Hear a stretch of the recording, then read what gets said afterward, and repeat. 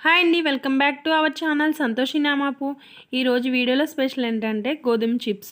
ఈ గోధుమ చిప్స్ అయితే స్నాక్స్గా పెడితే చాలా ఇష్టంగా తింటారు పిల్లలు. ఈ గోధుమ పిండి చిప్స్ని ఎలా తయారు చేసుకోవాలో చూసేద్దాం రండి. ప్లేట్లో ఒక 1/2 కేజీ గోధుమ పిండిని వేసుకుని 1 స్పూన్ వాము, 1 స్పూన్ ఉప్పు, ఒక 1/2 స్పూన్ కారం, 1/2 స్పూన్ పసుపు, 2 స్పూన్లు ఆయిల్ వేసుకుని బాగా మిక్స్ చేసుకోవాలి. నేను చూపించిన విధంగా అయిన తర్వాత వాటర్ వేసుకుని చపాతీ పిండిలా కలిపేసుకోవడమే. బాగా మిక్స్ చేసుకుని ఒక గంట పాటు పక్కన పెట్టేసుకుని నాననివ్వండి. పిండిని ఈ విధంగా సాఫ్ట్గా కలుపుకోవాలి. మూత పెట్టుకుని గంట సేపు నానబెట్టేసుకోవాలి. గంట తర్వాత ఈ పిండిని చిన్న చిన్న బౌల్స్లా చేసేసుకోవాలి.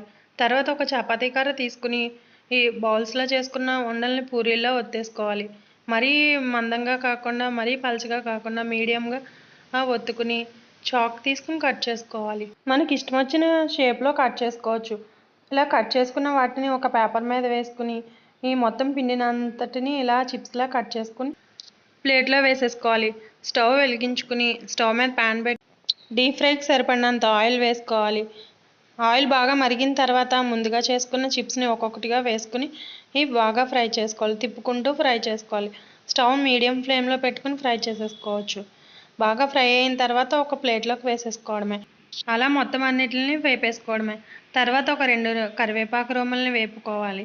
ఒక ప్లేట్లోకి వేసేసుకుని ఒక డబ్బాలోకి ముందుగా వేపుకున్న చిప్స్, ఉప్పు, కారం, కరివేపాకు వేసుకుని బాగా మిక్స్ చేసుకోవాలి. ఒక డబ్బాలో వేసుకుంటే ఇవి వారం రోజుల వరకు మెత్తబడవు.